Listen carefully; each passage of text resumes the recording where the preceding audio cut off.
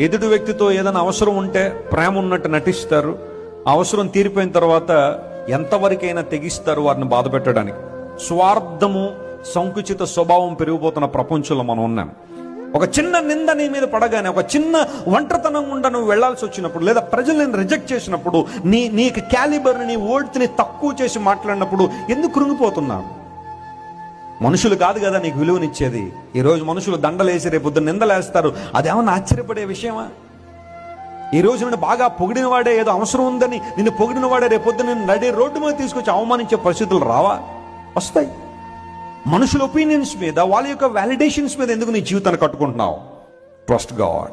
నీ మీద నిందలేసి, అవమానాలేసి, భయంకరంగా నీ గురించి మాట్లాడి, నిన్ను సమాజంలో చెడ్డ చేయాలని ప్రయత్నం చేసి ఎంతో మంది నిన్ను విడిచి వెళ్ళిపోయే పరిస్థితుల్లో మనుషులందరూ నిన్ను వదిలిపెట్టి వెళ్ళిపోవచ్చు. ఇన్ఫాక్ట్ నువ్వు ఎవరినైతే ఎక్కువ ప్రేమిస్తావో, వారు లేకుండా ఉండలేనంటావో, వారు కూడా ఏదో ఒక రోజు నిన్ను విడిచిపెట్టి వెళ్ళిపోవచ్చు, నిన్ను అవమానించే.